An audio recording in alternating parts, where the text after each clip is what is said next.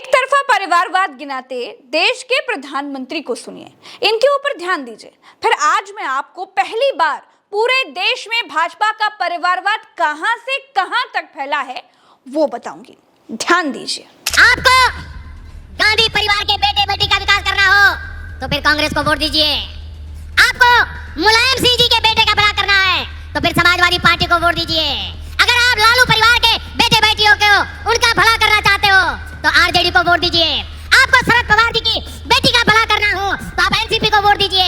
आपको अब्दुल्ला परिवार के बेटे का भला करना हो तो आप नेशनल कॉन्फ्रेंस को वोट दीजिए। आपको करुणानिधि जी के बेटे बेटियों पोते पोतियों का भला करना हो तो डीएमके को वोट दीजिए। आपको के चंद्रशेखर राव की बेटी का भला करना हो तो आप बीआरएस को वोट दीजिए। लेकिन मेरी बात ध्यान से सुनिएगा। ध्यान दे लिया। इनकी कैसेट 2014 से यहीं पर फंसी हुई है।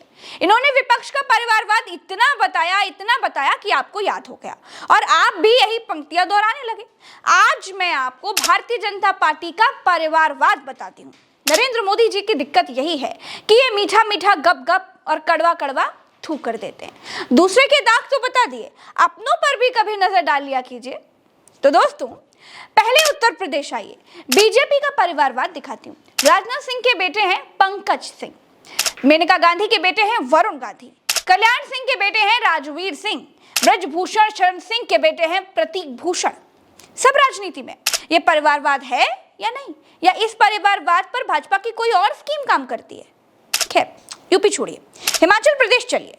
यहाँ के सीएम रहे प्रेम सिंह धूमल के बेटे हैं भाजपा के सूचना प्रसारण मंत्री अनुराग ठाकुर। क्या ये परिवारवाद नहीं है?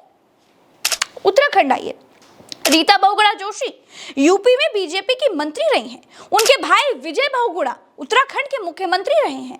क्या ये परिवारवाद नहीं है?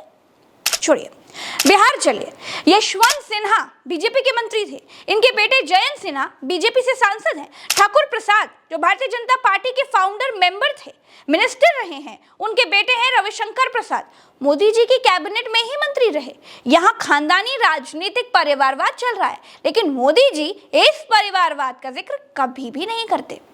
चलिए, गुजरात आइए, मोस्ट पावरफुल जोड़ी से मिलिए अमित शाह और इनके बेटे हैं जय शाह। ये परिवारवाद नहीं है क्या मोदी जी?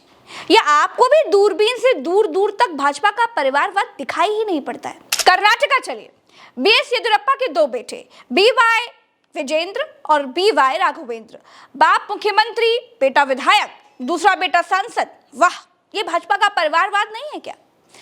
नहीं, रुकिए मत, उड़ीसा चलिए। विपक्ष का एक तरफा परिवारवाद बताने वाले मोदी जी को उनकी पार्टी का परिवारवाद बताना बहुत जरूरी है। चलिए, उड़ीसा चलिए, देवेंद्र प्रधान के बेटे हैं धर्मेंद्र प्रधान, पिताजी भी भाजपा के मंत्री थे, बेटे भी भाजपा के मंत्री हैं।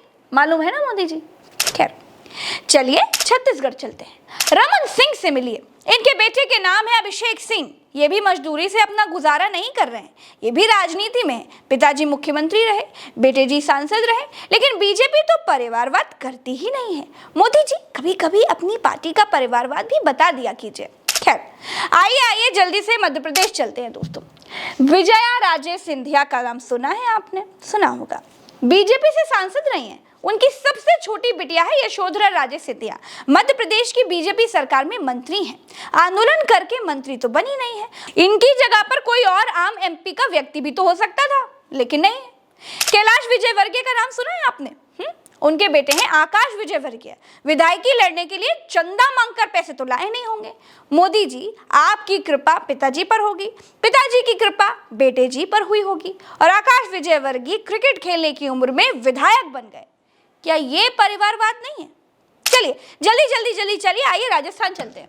वसुंधरा राजे सिंधिया बीजेपी से राजस्थान की सीएम थी। उनके बेटे हैं दुष्यंत। माता के आशीर्वाद से बेटा सांसद बन जाए तो पुराणों में इसे भी परिवारवाद ही कहा गया होगा।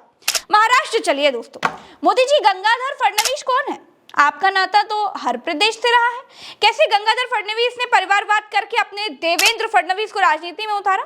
फिर फडणवीस साहब महाराष्ट्र के सीएम बने और आज डेप्यूटी सीएम है। वेद प्रकाश गोयल, हाँ, पीयूष गोयल के पिताजी थे। अटल सरकार में पिताजी मंत्री थे, मोदी सरकार में पीयूष गोयल मंत्री हैं। ये परिवारवाद नहीं है। बाप मंत्री, बेटा मंत्री। बीजेपी में परिवारवाद की कहानी ये है कि यहाँ राजा का बेटा ही राजा बन रहा है दोस्तों। और सुनिए, सच सुनते जाइए। प्रमोद महाजन भाजपा सरकार में केंद्रीय मंत्री थे। बिटिया पूनम महाजन भाजपा से सांसद हैं। पिताजी बेटी जी सब एक ही लाइन में ही तो है, एक ही पार्टी में है। ये क्या है? महाराष्ट्र में ही गोपीनाथ मुंडे केंद्र में बीजेपी से ही मंत्री थे। पंकजा मुंडे भी भारतीय जनता पार्टी से विधायक हैं। इसको क्या कहेंगे, परिवारवाद या राष्ट्रवाद? पूरे भारत में मैंने बीजेपी के परिवारवाद के दर्शन करा दिए। अब दिल्ली आइए। साहिब सिंह वर्मा बीजेपी की तरफ से दिल्ली के सीएम रह चुके हैं। इनके सुपुत्र श्री परवेज वर्मा बीजेपी से ही सांसद हैं। क्या कोई आम आदमी, क्या कोई 125 करोड़ भारतीय वासियों में से कोई भारतीय जनता पार्टी को चुनाव लड़ाने के लिए नहीं मिला? कोई बात नहीं। दिल्ली में ही चरती लाल गोयल, इनसे मिले? ये बीजेपी के बड़े लीडर थे, दिल्ली विधानसभा के पहले स्पीकर थे।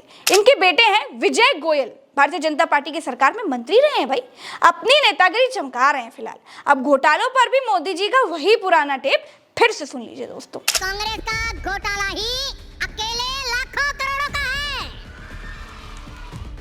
1,86,000 करोड़ का कोयला घोटाला, 1,76,000 करोड़ का 2G घोटाला, 70,000 करोड़ रुपए का कॉमनवेल्थ घोटाला शामिल है, 10,000 करोड़ रुपए का मनरेगा घोटाला।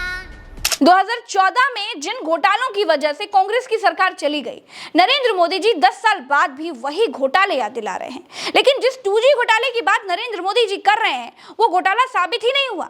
सारे आरोपी बरी हो गए। ये कैसे हुआ भाई? जिस कोयला घोटाले की बात नरेंद्र मोदी जी कर रहे हैं, उसमें छुटपुट कार्रवाई के अलावा कोई बड़ी कार्रवाई तक नहीं हुई। कर्नाटक के बेल्लारी में अवैध खनन कारोबारी रेड्डी बंधुओं पर स्वर्गीय सुषमा स्वराज जी का हाथ था। चलिए वो भी छोड़ दीजिए। जिस कर्नाटक में भारतीय जनता पार्टी की सरकार को भ्रष्टाचारी कहते हुए लोगों ने नरकार दिया, जो सरकार 40% वाली सरकार कही जाती थी, उस भ्रष्टाचार और लूट पर मोदी जी कुछ भी नहीं बोलते। क्यों? मोदी जी मध्य प्रदेश की बीजेपी सरकार पर भी नहीं बोलते हैं। क्यों? शिवराज चौहान की फोटो के साथ 50% घूस के पोस्टर लग रहे हैं। पोस्टर पर लिखा जा रहा है कि 50% लाओ, फोन पे काम कराओ। ईडी, सीबीआई, आईटी सब आपकी है, करवाइए। मध्य प्रदेश भारतीय जनता पार्टी के नेताओं के यहाँ छापेमारी करवाई है, लेकिन नहीं, छापेमारी होगी तो चोर पकड़े जाएंगे, और चोर पकड़े गए तो कांग्रेस के समय का भ्रष्टाचार का गाना कैसे गाया जाएगा?